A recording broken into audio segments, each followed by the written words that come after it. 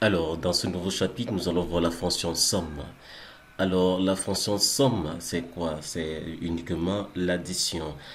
J'ai pris la peine dans cette feuille, dans cette nouvelle feuille de calcul, de mettre certains éléments. En première ligne de colonne, nous avons facture avec ces éléments. En deuxième ligne de colonne, nous avons montant avec ces données. Alors, nous allons essayer venir ici à la cellule à la cellule C9 pour faire une somme automatique.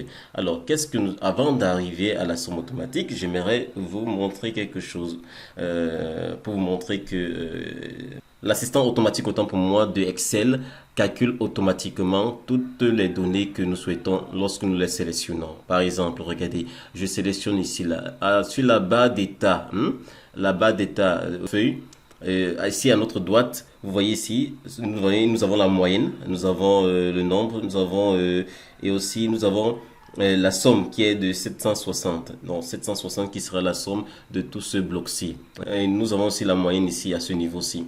Alors, nous avons aussi le nombre de cases sélectionnées, bien sûr, qui est de 6 cases. 1, 2, 3, 4, 5, 6 cases.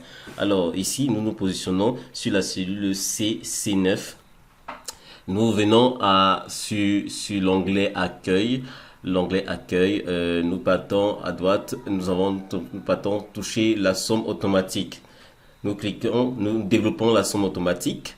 Alors, en cliquant sur ça, ça nous donne directement, la somme automatique est représentée par son symbole grec qui est sigma, sigma qui veut dire somme en fonction mathématique. Alors, en faisant la somme, nous avons l'égal, la somme avec tous les éléments qu'il comporte. Et alors ici, deux points, c'est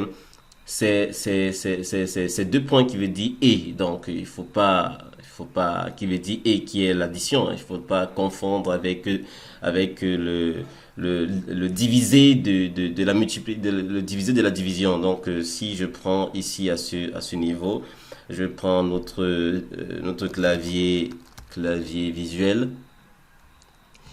Alors, vous allez voir. Alors, si on active notre pavé numérique, nous allons voir ici à ce niveau que la division c'est la barre, hein, c'est le slash, alors que la multiplication, c'est l'étoile. Donc, ne pas confondre avec la division et le deux points. Le deux points qui signifie uniquement et, qui est encore l'addition.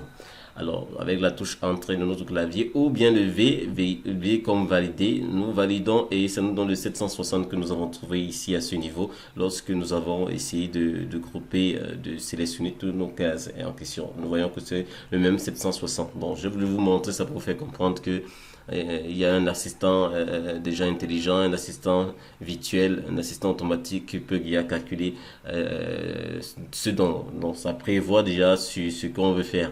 Alors, nous avons terminé pour ce chapitre. J'espère que vous avez appris quelque chose de nouveau. Merci.